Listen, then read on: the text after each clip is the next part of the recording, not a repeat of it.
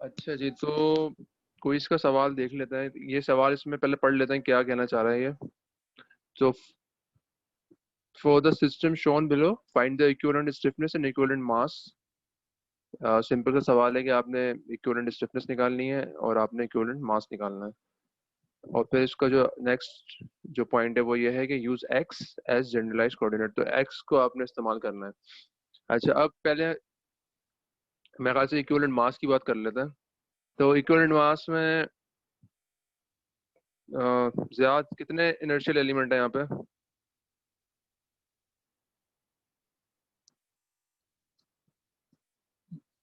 ज्यादा आयु दे।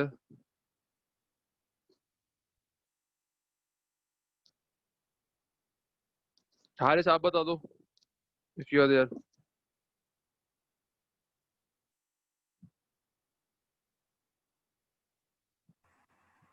सर जी, कितने इनर्शियल एलिमेंट है इस सवाल के अंदर? इसमें दो बनते हैं।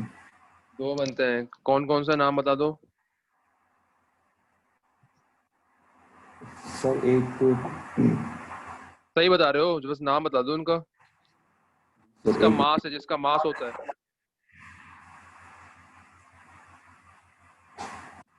सामने है ना एक।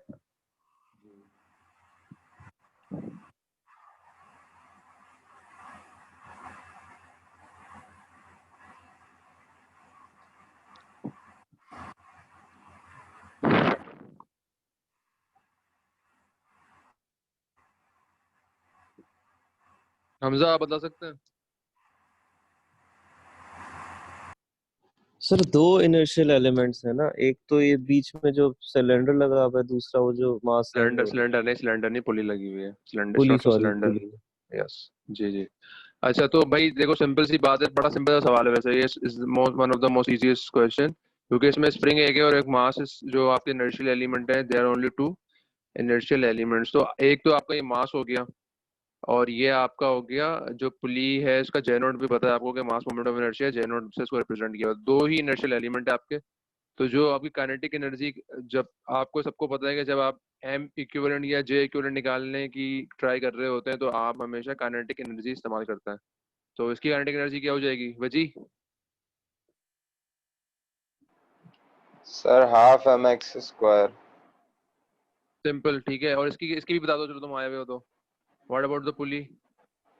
Sir half J X square upon R square, मतलब थीटा स्क्वायर। सही है, जे नोट, हाँ सही है, बिल्कुल सही है।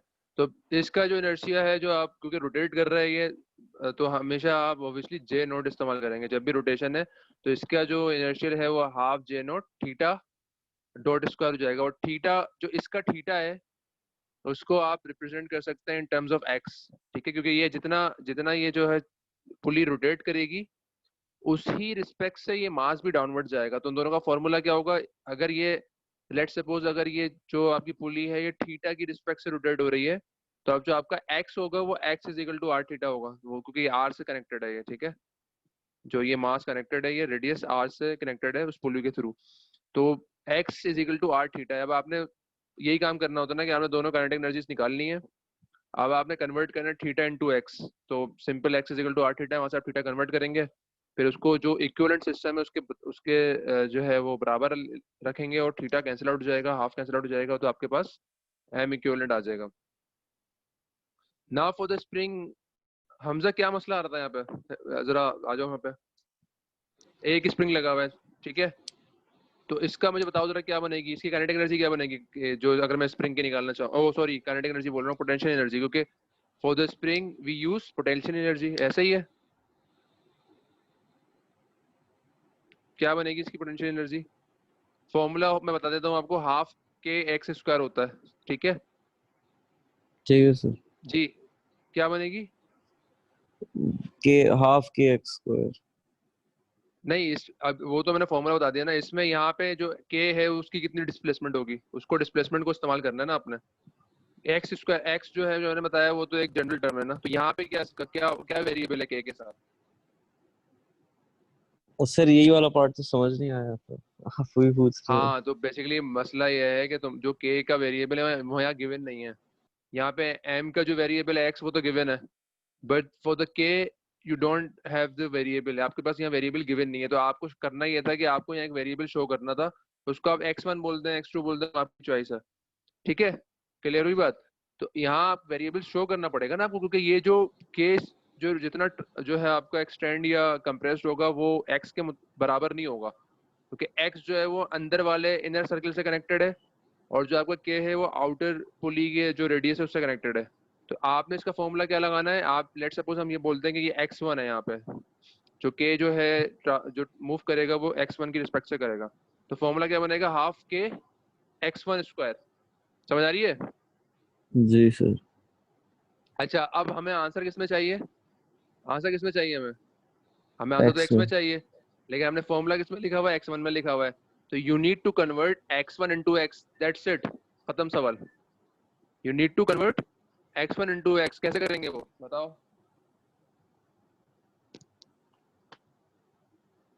सर वो S equal to R theta वो वाला फॉर्मूला लगेगा। बिल्कुल बिल्कुल बिल्कुल, देखो ये दिस के का डिस्प्लेसमेंट x1 है, इस मास का डिस्प्लेसमेंट x है। तो ये दोनों पुली से कनेक्टेड है, इसका मतलब जो थीटा है वो इन दोनों को रिलेट कर सकता है, ऐसे ही है। बिल्कुल। जो जी। इसका पुली का थीटा है वो दोनों को रिलेट कर सकता है। तो इसका मतलब चाहे चाहे मैं थीटा x से निकालूं या चाहे मैं थीटा x1 से निकालूं, इट विल बी वो बराबर होगा ना, थीटा तो एक ही उसने एंगल में जो रोटेट करना है, either it will be 30 degree और 40 डिग्री और वट एवर जो भी है। तो इसका मतलब आई कैन राइट, फॉर्मूला क्या बनेगा, theta is equal to X divided by R, क्योंकि एक्स आर से कनेक्टेड है, हम्म। और N theta is equal to x1 divided by 4r। जी। ऐसे ही क्योंकि 4r से कनेक्टेड है आपके स्प्रिंग। तो फिर वहां से आप थीटा जब निकाल लोगे, जब थीटा आप दोनों की रिस्पेक्ट से आ गया है, तो ऑब्वियसली आप x1 को x की रिस्पेक्ट से निकाल लोगे। फिर बस वो आपने x1 जो है वो x में पुट करना है, आपका आंसर आ गया। वही आपका के इक्विवेलेंट बन जाएगा बेसिकली, जो सेंटर में बात पार्ट आएगा ना आपका, जो के पार्ट आएगा वो आपका के इक्विवेलेंट है। सही। सही है, तो ये इस तरह करना था। किसी को कोई और प्रॉब्लम इसमें तो मुझसे पूछा है अभी यहाँ पे।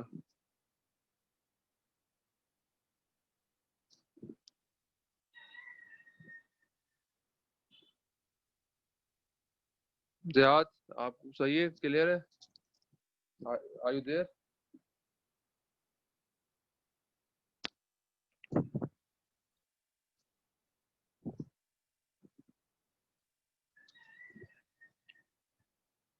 तो ये एक रिलेटिवली जो है वो आसान सवाल था, तो इसमें अगर 3-4 स्प्रिंग होंगे तो वो तो ऑब्वियसली और जो है ना मुश्किल हो सकता है, तो इसमें ये तो इतना बड़ा कोई प्रॉब्लम इसमें नहीं होनी चाहिए थी, लेकिन शायद चलो।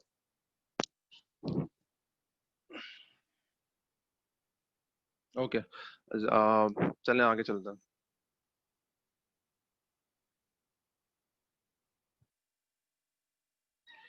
अच्छा, जो जो we have the last class of week 2 I guess. तो कल हमने जो हार्मोनिक मोशन के मुताबिक जो चीज़ें पढ़ी थी वो हमने देख ली थी, ख़त्म कर लिया था उसको। Now we will be starting harmonic analysis. तो ये आज का जो पार्ट है ये जो है ना मतलब ये रिलेटिवली इजी है इस सेंस में कि आपने इसमें से कुछ याद बात नहीं करना, you just need to understand the things. और मतलब ये एक कॉन्सेप्चुअल, और ये किस तरह काम करता है सिस्टम आपका हार्मोनिक एनालिसिस में, किस तरह फ्रिक्वेंसी रिस्पॉन्स काम करता है, तो उससे रिलेटेड है। तो उसमें इतना आपने मैथमेटिकली कुछ याद बात नहीं करना है। वो इसमें से कुछ पार्ट भी नॉर्मली जो है वो छोटा सा पार्ट आ सकता है एग्जाम में, वो ऐसा इस तरह की कोई चीज़ नहीं आएगी कि जो बहुत कॉम्प्लेक्स हो। तो चलो देखते हैं इसमें कि हमारे पास क्या है यहाँ पे। तो ऑब्जेक्टिव जो है वो आपके वही मतलब इसमें जो हम आज हम करेंगे उसमें obviously you will obtain quadratic motion by Fourier transformation, Fourier series और फोरियर जो ट्रांसफॉर्मेशन उसके बारे में हम देखेंगे क्या फर्क क्या होता है, फोरियर सीरीज किस तरह से आती है, फॉर्मूला क्या होता है उसका, गिब्स फिनोमेना एक होता है, छोटा सा एक पार्ट है जो कि फोरियर से रिलेटेड है, तो वो देखेंगे, and then we will obviously understand Fourier transform, और फिर डिस्टिंग्विश करेंगे हम Fourier series of Fourier transform के दरमियान। सिर्फ एक जनरल कुछ मतलब वो आपके पास इन्फो आएगा यहाँ पे। अच्छा जी, तो ऑब्वियसली बात है कि for the Fourier transform it has to be a periodic function. तो पीरियोडिक फंक्शन वही बात कि कोई भी ऐसा फंक्शन जो आफ्टर अ सर्टेन टाइम अपने आप को रिपीट कर रहा हो, तो वो पीरियोडिक फंक्शन है। तो वो फोरियर ट्रांसफॉर्म के फोरियर सीरीज के लिए भी जरूरी है कि आपके पास जो फंक्शन हो वो पीरियोडिक फंक्शन हो। अच्छा, फोरियर में करते क्या है, बेसिकली फोरियर सीरीज में हम जो है अपने सिग्नल को, किसी भी सिग्नल को हम रिप्रेजेंट कर सकते हैं इनटू फोरियर सीरीज। पहले तो ये याद रखना, किसी भी सिग्नल को हम रिप्रेजेंट कर सकते हैं इन फोरियर सीरीज। और फोरियर सीरीज में होता क्या है, Fourier series is a combination of cosine and sines, simple, ठीक है। तो वो जो फोरियर सीरीज का function G X of T जो है, यही एक्स ऑफ टी है जो ये मूव कर रहा है ना, जो चेंज हो रहा है विद रिस्पेक्ट टू टाइम। ये तो ये x of T is a combination of, आप देख सकते हैं कोसाइन है, देन वो मतलब कोसाइन की सीरीज है पूरी, and then we have a series of sine. अच्छा, अब यहाँ पे देखें, अब ये ओमेगा टी है, फिर यहाँ पे 2 ओमेगा टी हो गया, and then 3 omega T and so on. तो ये जो है ना वो इन्फिनिटी की तरफ जा सकता है। Similarly for sine, obviously we have omega t, 2 omega t, 3 omega t, 4 omega t and so on. तो obviously हम we won't go towards infinity, but इसका जो मतलब वो यही है कि आप जितने चाहें टर्म्स इसमें डाल सकते हैं, और जितनी एक्यूरेसी चाहिए होगी आप उतने टर्म्स डालेंगे इसमें। तो इसमें भी ये याद करेंगे, रखेंगे, ये जो ओमेगा है, फिर 2 ओमेगा हो गया, फिर 3 ओमेगा हो गया, तो ये हार्मोनिक्स कहलाती हैं। तो ये जो मल्टीपल होते हैं ओमेगा के, these are called as harmonics. तो ये डिफरेंट हार्मोनिक्स हैं आपके। अच्छा, अब कंडीशन फॉर एप्लीकेशन क्या है, ऑब्वियसली पहले जो कंडीशन वही जो पहले ऊपर लिखी हुई थी कि function has to be a periodic function, discontinuities are finite with in any period. Discontinuities जो होती है, जो एक सडन चेंज आता है सिग्नल के अंदर, या जो या उसमें एक ही वैल्यू पे दो आपके पास अगर एक्स की टर्म्स आ रही हैं, तो वो डिसकंटिन्यूटीज कहलाती है। तो वो फाइनाइट होती है, उसको गिन सकते हैं आप। Function has a finite number of maxima and minima during any, obviously बात है कि जो फंक्शन के जो मैक्सिमा, जैसे ये टॉप जो आपका पीक कहलाएगा मैक्सिमा है, और ये मिनिमा है, तो वो जो है वो उसको आप गिन सकते हैं, वो भी फाइनाइट होंगी आपके पास।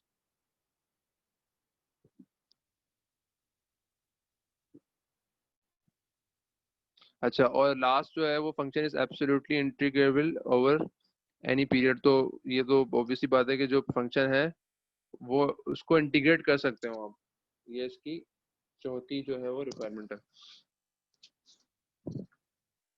अच्छा, ये वर्ड्स में लिखा हुआ है, any periodic function of time can be represented by a Fourier series as an infinite sum of sine and cosine terms. तो ये मैं बता चुका हूँ कि आप बेसिकली कुछ भी नहीं कर रहे हैं, आप सिग्नल को बहुत सारी साइन और कोसाइन टर्म्स में तोड़ रहे हैं। If x of T is a periodic function with period T, tau बोलते हैं इसको, it's Fourier series representation is given by, ये फॉर्मूला है बेसिकली, जो ये आपके पास जो फॉर्मूला जो लास्ट लिखा हुआ था वही है बेसिकली। उसको हमने जो ना इन टर्म्स ऑफ जो है वो एन वगैरह में कन्वर्ट कर दिया, ताकि उसको उसको हमने कॉन्साइज कर दिया है, और फिर वो सीरीज में जो है वो एन इज इक्वल टू 1 से इन्फिनिटी तक जा रहा है वो। तो वो ये याद कुछ नहीं करना है, सिर्फ समझाने के लिए। तो इसमें बस आपने अभी जो ख्याल रखना है वो ये है कि जो कोसाइन के कंपोनेंट, जो जितने भी कोफिशिएंट है, दीज आर द कोफिशिएंट, जो A1 A2 A3 आ रहा है, तो ये जो साइन कोसाइन के कंपोनेंट्स है वो ए से रिप्रेजेंट करते हैं हम नॉर्मली, और सॉरी कोसाइन के जो है, और जो साइन के कंपोनेंट्स हैं वो हम बी एंड बी की सीरीज में आते हैं वो सारे के सारे।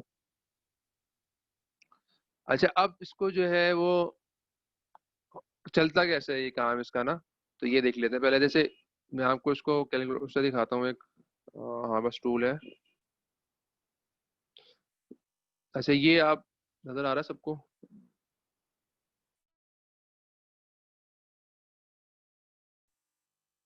हाँ, ये आ गई, ओके। ये देखें आप, ये एक सिग्नल है, इसको मैं नंबर ऑफ टर्म इसके खत्म करता हूँ।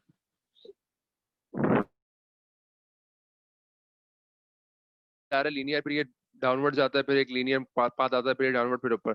तो नाउ आई कैन, अब मुझे इसकी मैथमेटिकल फॉर्मूला निकालना है, और मुझे जो मैथमेटिकल फॉर्मूला निकालना है, it has to be a combination of sines and cosines. तो मैं क्या करूंगा, मैं नंबर ऑफ टर्म्स बढ़ाऊंगा यहाँ पे।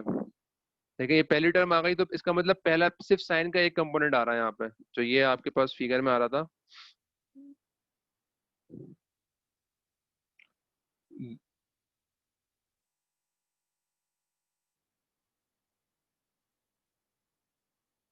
जैसे ये जो पहला वाला आ गया अभी A1 जो है ये आपके पास आ गया एंड सो ऑन। तो आप ये देखना चाह रहे हैं कि कितने कंपोनेंट से ये जो है जो साइन और कोसाइन है वो इस जो फंक्शन है वाइट वाला इसको बिल्कुल सही तरह अप्रोक्सीमेट कर लेगा। तो हम इसको अभी तो अच्छा नहीं लग रहा है, ये बिल्कुल दूर काफी चीजें वैल्यूज हैं वो आपकी सही नहीं है। तो ये जो रेड वाला जो है ये हम करना चाह रहे हैं उस वाइट के ऊपर, हम उसको बनाना चाह रहे हैं उस तरह से। तो इसकी जो नंबर ऑफ टर्म्स है वो आपको बढ़ानी पड़ेंगी। तो जिस तरह आप नंबर ऑफ टर्म्स बढ़ाएंगे ये इसको और अप्रोक्सीमेशन के साथ जो है वो इसको फॉलो करेगा। तो अगर मैं इसकी नंबर ऑफ टर्म्स यहाँ मजीद बढ़ाता हूँ तो ये दूसरी टाइम आ गया। यू कैन सी अब दो फ्रीक्वेंसी बन गई है, इस जो रेड वाला सिग्नल है इसमें दो फ्रीक्वेंसी आ गई है। तो ये करीब करीब सा लग रहा है उस तरह से, व्हाइट वाले को ये फॉलो कर रहा है। And then we have third, fourth, fifth, six. तो ऐसे ऐसे आप देख रहे हैं कि वो काफी हद तक जो है वो इस व्हाइट वाले सिग्नल को फॉलो कर रहा है और बिल्कुल वैसा ही हो गया। तो ये मैथमेटिकल फॉर्मूलाज हैं जो आप साइन कोसाइन को इस्तेमाल करते हुए उस सिग्नल के ऊपर उसको प्लॉट करने की कोशिश कर रहे हैं। अब आप ये डिपेंड आपके ऊपर करता है कि आप कितने नंबर ऑफ टर्म्स बढ़ाते हैं। जितनी नंबर ऑफ टर्म्स बढ़ाएंगे आप उतना ये एक्यूरेट होता जाएगा। ठीक है, तो आफ्टर सम टाइम ऑब्वियसली आप पे डिपेंड करता है कि कितनी एक्यूरेसी आपको चाहिए। After some time you can use the formula जो हमने यहाँ पे निकाला है साइन का, और वो आप उस सिस्टम को जो है मैथमेटिकल फॉर्मूला जो है ना उसको शो करने के लिए आप वो साइन और कोसाइन या फोरियर जो है वो इस्तेमाल कर सकते हैं। तो ये बेसिकली ये कॉन्सेप्ट है इसका। अच्छा, अब स्क्वायर की बात करें, अगर हम स्क्वायर वेव ले लेते हैं यहाँ पे, दोबारा मैं टर्म्स जीरो कर, तो ये स्क्वायर वेव है। अब मैं चाह रहा हूँ कि इस स्क्वायर वेव के ऊपर जो है फोरियर लगा दूं और फोरियर की जो टर्म्स आती हैं साइन कोसाइंस की वो अप्लाई करूं। तो अगेन अभी मैं नंबर ऑफ टर्म्स बढ़ाऊंगा तो पहली टर्म है, क्योंकि पहली टर्म तो साइन ही है ना, तो सिंपल साइन वेव आ जाएगी। अब सेकंड टर्म बढ़ाई, कुछ भी नहीं आया। थर्ड टर्म बढ़ाई, आप देख सकते हैं कि दो सिग्नल्स का ये मल्टीपल आ रहा है। जो ये रेड वाला जो आपका पार्ट है ये दो सिग्नल्स इसमें शामिल हैं। And then fourth, fifth, sixth, after some time वो जो वाइट वाला सिग्नल है उसको जो है कंप्लीटली फॉलो कर लेगा तकरीबन। कुछ जगहों पे ऑब्वियसली आपको एरर्स नजर आ रहे होंगे, वो आई विल टेल यू क्यों वहाँ एरर्स आते हैं। तो ये आप देख सकते हैं कि आप काफी हद तक जो है वो ये सिग्नल जो है वो उसको फॉलो कर रहा है। तो ये तरीका होता है कि किसी भी सिग्नल को आप रिप्रेजेंट कर सकते हैं in Fourier series by using different combination of sines and cosines. तो यहाँ पर एग्जैक्टली फॉर्मूला जो है वो यही है, और यहाँ पे भी तस्वीरें उसकी डली हुई है सिस्टम की। तो ये 20 टर्म्स में आपको नजर आ रहा है कि आप काफी हद तक एक्यूरेट हो चुके हैं। And then you have 10 terms है यहाँ पे आपके 4 टर्म्स हैं। तो ये जितनी टर्म्स बढ़ाते हैं उतना एक्यूरेसी की तरफ जाता है, but obviously you can not go towards infinity. अच्छा, एक प्रॉब्लम आपको नजर आ रही होगी यहाँ पे, अगर मैं वहाँ पे आपको उस फिगर से भी दोबारा दिखाऊं, हर जगह जो है ये इसको फॉलो कर रहा है बड़ा अच्छे से ग्राफ, लेकिन ये जो ये एंड पॉइंट जो है यहाँ पे आपको नजर आ रहा है कि यहाँ पे प्रॉब्लम है। यहाँ पे एरर ज्यादा बड़ा है, यहाँ पे एरर बहुत बड़ा है। यहाँ पे जो है वो उसको कंप्लीटली उसको फॉलो नहीं कर पा रहा है वो जो हमारा स्टार्टिंग कर्व था। तो ये जो फिनोमेना है ये एक प्रॉब्लम होती है जिसका नाम है गिब्स फिनोमेना, इसकी वजह से आता है ये। और ये कहता ये है, इसका जो कॉन्सेप्ट है वो पढ़ लेते हैं पहले। कहता ये है कि an anomalous behaviour observed from a periodic function that is being represented by Fourier series. तो ये कहता ये है कि अगर आप एन को आप बहुत ज्यादा बढ़ाते, एन क्या है, नंबर ऑफ टर्म्स है साइन की कोसाइंस की। तो हमने देख लिया है कि जिस तरह आप नंबर जो एन बढ़ाते हैं वो जिस तरह आप एन बढ़ाएंगे तो उस तरह जो है वो आपका एरर हर जगह कम होता है। लेकिन the approximation can be seen to improve everywhere except in the vicinity of the discontinuity. This is the discontinuity. ये जो आपका एकदम से फॉल हो रहा है यहाँ पे एक आपके पास एक पीक आई और फिर एकदम से जो फॉल हो रहा है, दिस पॉइंट इज डिसकंटिन्यूटी। तो जहां जहां सिस्टम में डिसकंटिन्यूटी होगी वहां एरर जो है वो अप्रोक्सीमेटली 9% रहता है। तो ये जो एरर, ये जो डिस्टेंस है आपका, ये 9% से कम नहीं हो सकता। यहाँ पे जहाँ भी डिसकंटिन्यूटी होगी वहां पे आपके पास 9% का एरर आएगा ही आएगा, चाहे आप एन को इन्फिनिटी की तरफ क्यों न ले जाए। तो ये एक फिनोमेना है जो कि कहलाता है गिब्स फिनोमेना। और ये आप यहाँ पे भी इसको चेक कर सकते हैं कि ये जहां जहां डिसकंटिन्यूटी थी यहाँ पे भी डिसकंटिन्यूटी थी क्योंकि ये रैंडम चेंज हो रहा था। तो यहाँ पे आप देख सकते हैं कि एरर आ रहा है। Again this here we have a discontinuity, तो यहाँ पे भी एरर आ रहा है एंड सो ऑन। तो जहां जहां आपके पास डिसकंटिन्यूटी है सिग्नल में वहां हर जगह एरर आ रहा है। और ये एरर जो आ रहा है ये गिब्स फिनोमेना की वजह से आ रहा होता है। तो ये एक कॉन्सेप्ट था। अच्छा,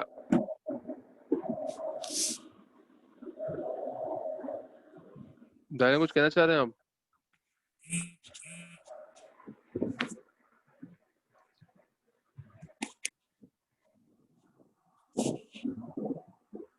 आपकी आवाज आ रही दानियल?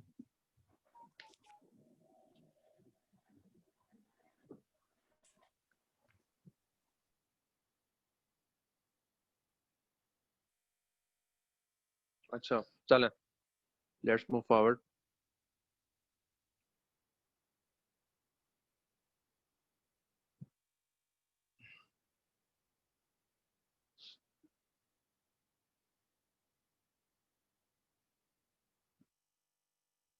अच्छा, जिस तरह मैंने बताया था कि हम जो फोरियर सीरीज है उसको किसी भी चीज के ऊपर जो है उसको प्लॉट कर सकते हैं bye using different science and cosines. तो लास्ट टाइम हमने ये ट्राई किया था वाइब्सन की क्लास में, कि हमने जो है ना जो पाकिस्तान का मैप है इसको इस पे हमने साइन और कोसाइन लगाने की कोशिश की थी। तो उसमें चेक करते हैं कि क्या हुआ था। तो हमने करा ये था कि हमने इसको दो पार्ट में तोड़ दिया था। आपने क्योंकि ऑब्वियसली 2D मैप है ये, तो हमने इसको एक्स और वाई में तोड़ दिया था। फिर वो हमने एक्स और वाई में अलग अलग जो है वो साइन और कोसाइंस या फोरियर सीरीज उसको उसको कोशिश की थी कि वो साइन कोसाइन जो है इस तरह का फंक्शन बन जाए कि वो इस पे मैप हो जाए पूरा का पूरा। तो वो हमने पहले दो हिस्सों में तोड़ दिया इसको, मतलब एक्स कोऑर्डिनेट्स और वाई कोऑर्डिनेट्स, और एक टाइम आपने ले लिया जिसका, क्योंकि वो टाइम जरूरी है फोरियर सीरीज लगाने के लिए, बस जस्ट अ नंबर। अच्छा, अब आप देख सकते हैं कि हम कर क्या रहे हैं यहाँ पे। We are trying to follow the map. जो मैप का जो आपका एक कंटूर है उसको हम फॉलो करना चाह रहे हैं। तो ये पहला, अगर पहला सिर्फ मैं एन वन लूँ तो ऑब्वियसली बात है कि आपके पास एक साइन कर्व ही बन के आएगा और कुछ भी नहीं आएगा। तो ये सबसे पहला वाला है जिसमें आपके पास एक साथ दिखाया हुआ है, तो पूरा एक सर्कल बन के आ रहा है। ठीक है। और अगर इसको मैं बढ़ाता हूँ, if I increase the number of N का मतलब ऑब्वियसली कि आप नंबर ऑफ टर्म्स बढ़ा रहे हैं, तो वो उसको आहिस्ता आहिस्ता फॉलो करना शुरू कर देगा। जो कंटूर है मैप का उसको फॉलो करना शुरू कर देगा। तो आप देख सकते हैं कि काफी हद तक एरर मिनिमाइज हो गए। कुछ कुछ जगहों पे एरर बाकी हैं अभी। ये जो है मिलाकर है और ये अलग अलग दिखाया हुआ है। और इसी तरह हमने 10 कर दिया तो आप देख सकते हैं कि वो मजीद काफी हद तक जो है उसको फॉलो कर रहा है। अभी भी कुछ जो है वो इतना एक्यूरेट नहीं है। तो ये जो है वो आप किसी भी जो कर्व है उस पर ये आप प्लॉट कर सकते हैं। अच्छा, इसको ट्राई करते हैं। ये हमने वीडियो बनाई थी एक। तो ये एन बढ़ रहा है यहाँ पे, और ये देखें आपको किस तरह फॉलो करेगा वो जो जो आपके पास फोरियर सीरीज है। How the Fourier series is using itself to represent the map of Pakistan. तो ये देख रहे हैं आपके एन जिस तरह बढ़ रहा है काफी हद तक जो मैप का कंटूर है उसको वो फॉलो कर रहा है। तो पॉइंट बेसिकली ये है कि किसी भी कंटूर को, किसी भी सिग्नल्स को, कोई भी ऐसी जो आपके पास फिगर आ रही है, कुछ ग्राफ्स आ रहे हैं, उसको आप रिप्रेजेंट कर सकते हैं बाय यूजिंग फोरियर सीरीज। तो ये बहुत ही पावरफुल टूल है इस केस के अंदर।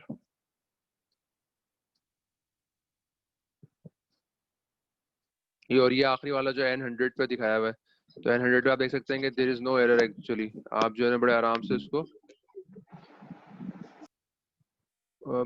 से आप जो है उसको देख रहे हैं कि वो काफी हद तक जो है वो मैप पे कंटूर को फॉलो कर रहा है वो।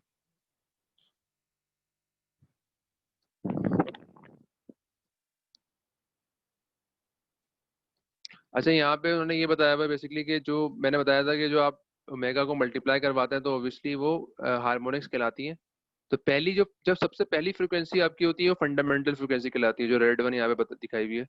इस ये वाली जो फ्रीक्वेंसी आपके पास, ये फंडामेंटल फ्रीक्वेंसी। तो फिर जो अगली फ्रीक्वेंसीज होती है वो हार्मोनिक्स कहलाती है। तो सेकंड हार्मोनिक्स का मतलब है it is a 2 times multiple of fundamental frequency. तो it's if fundamental frequency is omega, और second harmonic is 2 omega, third harmonic is 3 omega and so on. ठीक है। तो यहाँ पे जो इन्होंने दिखाया हुआ है ग्राफ, ये उसके जो कोफिशिएंट्स हैं, एन के कोफिशिएंट जो मैंने कहा था कोसाइन से इस्तेमाल होते हैं। कोसाइन के साथ हमेशा एन होता है और साइन के साथ हमेशा बी एन होता है। तो उसके कोफिशिएंट्स दिखाए हुए, it can be negative, it can be positive. तो ये सिर्फ कोफिशिएंट उन्होंने दिखाने की कोशिश की है यहाँ पर। ये सबसे पहले वाली ऑब्वियसली बात है कि फंडामेंटल फ्रिक्वेंसीज है आपके पास। उस पर जो अगले आ रहे हैं वो हार्मोनिक्स से सारी। तो वो हार्मोनिक्स आप देख सकते हैं कि मल्टीप्लाई होती हैं 2 omega, 3 omega, 4 omega, these all are the harmonics. अच्छा, अब थोड़ी बात करते हैं कि टाइम और फ्रीक्वेंसी डोमेन में क्या फर्क आता है।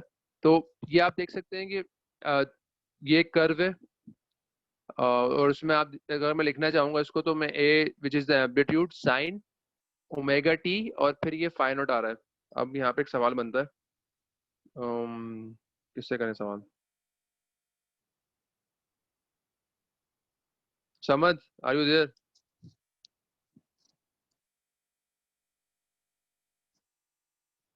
अब्दुल समद?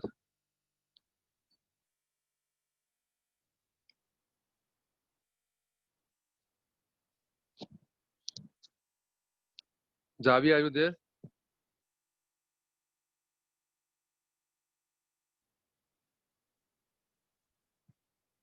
जो मुझे रिस्पॉन्ड Yes, नहीं कर sir. रहा उसको सब। अच्छा, तुम तो आ गए। हाँ, मैं कहना चाह रहा था, can you see the figure नजर आ रही है? Yes, yes, sir. मैं ये कह रहा हूँ कि एक कर्व दिखाया हुआ है यहाँ पे। हम इसको जो है ना, Yes, ऑब्वियसली ठीक है. फॉर्मूला लगाया हुआ है, यहाँ ऊपर फॉर्मूला लगाया हुआ है हमने, एम्पलीट्यूड आ गया, साइन आ गया, ठीक है। मुझे सिर्फ Yes. सवाल आपसे ये है कि यहाँ पे फाई नोट क्या चीज है और फाई नोट क्यों है यहाँ पे?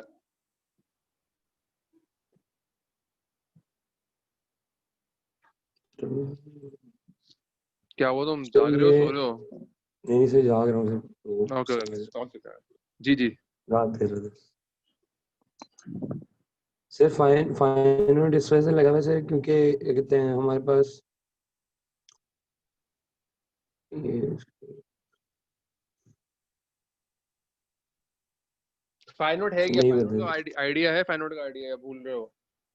सर, भूल गया हूँ. भूल गए हो? चलो ठीक है, okay. Samad, are you there? Abdul Samad?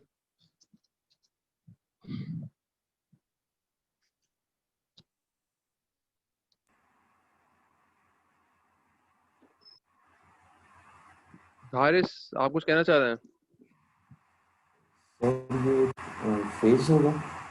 Ji, phase है ये, ठीक कह रहे हैं हम। और फेज क्यों है हारिस यहाँ पे?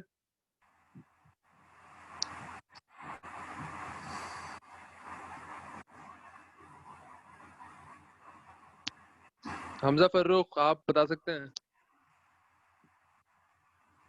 इमेजिनरी होगा. नहीं, मैं बता देता हूँ आपको। Hamza, Hamza you there?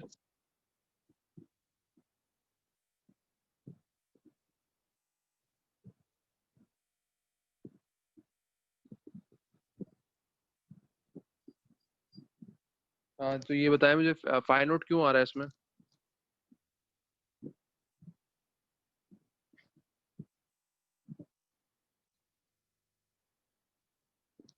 वजी, कोई भी जवाब नहीं दे पा रहा है। Waji, are you there? जी सर, जी सर.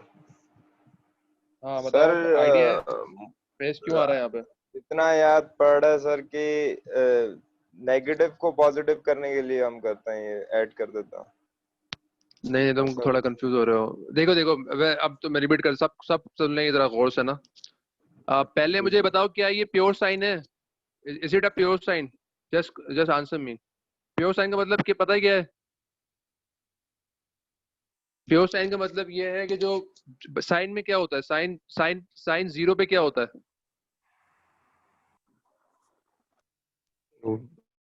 जीरो होता है सर. साइन जीरो होता है, तो क्या ये जीरो पे जीरो है? नहीं सर, एक्स नॉट पर है, वही तो फाई की वजह से. एग्जैक्टली एग्जैक्टली, तो यही मैं सबको बताना चाह रहा हूँ कि this is not a pure sign, ठीक है। प्योर साइन नहीं है जब तक सिस्टम प्योर साइन या प्योर कोसाइन नहीं होगा। फेज आएगा आपके पास। अच्छा, क्यों आ रहा है फेज? फेज इसलिए आ रहा है कि भाई टाइम जीरो पे तो जीरो है ही नहीं है। तो अगर मैं ये फेज नहीं लगाता यहाँ पे, समझो ये है ही नहीं अभी यहाँ पे, और यहाँ पे जब टाइम जीरो होगा तो साइन क्या बनेगा? तो पूरी टाइम जीरो हो गई आपकी। अगर ये फेज यहाँ पे नहीं होता, मैं इस सिग्नल को इस्तेमाल कर रहा होता मैं, जब टाइम जीरो है तो इसका आंसर क्या आएगा? जीरो आएगा, अगर फेज नहीं है। तो यहाँ इस सिग्नल में तो ये टाइम जीरो पे जीरो नहीं हो रहा, यहाँ पे कुछ वैल्यू आ रही है इसकी एक्स नॉट। तो मुझे करना क्या होगा? मुझे फेज लगाना पड़ेगा। जब भी आपके पास प्योर साइन या प्योर कोसाइन के अलावा कोई फंक्शन आएगा तो आपको फेज लगाना पड़ता है, और वो फेज ये बताता है कि टाइम जीरो के ऊपर फंक्शन की वैल्यू क्या है। तो मैंने ये फाई नोट कैसे लगाया? अब ये फाई नोट की वैल्यू क्या होगी? This is x note. X note क्या है? टाइम 0 पे क्या वैल्यू है x की, ठीक है। अब मैंने ये देखना है, लेट सपोज कि मेरा x नोट जो है 0.7 है, मेरा x नोट जो है 0.7 है, तो मैं ये देखूंगा कि किस फाई के ऊपर आंसर 0.7 आता है साइन को लगाने के बाद, सही है। तो जब भी आपका सही है। सिग्नल एट टाइम 0 पे अगर साइन वेव है तो 0 होना चाहिए, अगर कोसाइन है तो 1 होना चाहिए। अगर ये दोनों में से नहीं हो रहा कुछ, तो इसका मतलब आपको फेज लगाना पड़ेगा, ठीक है। तो इसलिए यहाँ फेज आता है हमेशा, जो ये बताता है कि टाइम 0 के ऊपर आपके पास क्या वैल्यू आ रही है। तो एक्स नोट आ रही है, आप ये निकालेंगे कि किस थीटा के ऊपर एक्स नोट आ रही है, वो थीटा आपका फेज होगा, सिंपल, ठीक है। जो भी आपकी टाइम 0 के ऊपर वैल्यू होगी डिस्प्लेसमेंट की, वो आप जो वैल्यू है वो किस थीटा के ऊपर आ रही है, वो थीटा आप यहाँ लिख देंगे तो आपके पास फेज आ जाएगा। अच्छा, अब obviously this is a single degree of freedom system, एक ही आपके पास फ्रीक्वेंसी है, ओमेगा एक ही है आपके पास। तो इसका अगर मैं फ्रीक्वेंसी रिस्पॉन्स बनाऊंगा, तो जो भी इसकी फ्रीक्वेंसी होगी, जो भी इसका ओमेगा होगा, वहां पे आपके पास एक पीक आ जाएगी, this is just a single degree of freedom system, ठीक है। और अगर मैं इसको हार्मोनिक्स में तोड़ना चाहूँ, अगर मैं कोफिशिएंट में तोड़ना चाहूँ, तो ऑब्वियसली आपके पास कोफिशिएंट को इस तरह से नजर आता है, जैसे ये A1 A2 A3 A4 and B1 B2 B3 B4। तो ये हार्मोनिक्स है बेसिकली डिफरेंट, ठीक है। लेकिन जो आपके पास फ्रीक्वेंसी रिस्पॉन्स बन के आएगा, वो सिर्फ एक सिंगल लाइन बन के आ जाएगी। सारी की सारी एनर्जी उस एक फ्रीक्वेंसी के अंदर है इस सिस्टम में, क्योंकि ये सिंगल डिग्री ऑफ फ्रीडम है, यहाँ पे सिर्फ एक ही सिग्नल है, सही है। तो ये आपने हार्मोनिक्स में ये जो है इसमें ऐसा नहीं हो रहा। इसमें क्यों नहीं हो रहा? क्योंकि ये प्योर साइन या प्योर कोसाइन है ही नहीं। इसमें मुख्तलिफ साइन की वैल्यू और मुख्तलिफ कोसाइन की वैल्यू से ये इसको रिप्रेजेंट करेंगे, जैसे मैंने दिखाया था आपको उसमें सॉफ्टवेयर के अंदर। तो इसीलिए यहाँ पे डिफरेंट आपके पास पीक्स आ रही हैं। तो बहुत सारे साइन और बहुत सारे कोसाइंस मिला के आप इस सिग्नल को बना सकते हैं। इसमें जरूरत नहीं है, क्योंकि तो प्योर ये तो साइन ही है। लेकिन यहाँ पे ना ये साइन से करीब है, ना ये कोसाइन से करीब है। तो it will be a combination of sines and cosines, जो कि यहाँ पे शो हो रहा है। ये चार आपके पास कोएफिशिएंट्स यहाँ दिखाए हुए हैं साइन कोसाइन के, और चार कोएफिशिएंट आपके पास जो है वो साइन के दिखाए हुए हैं।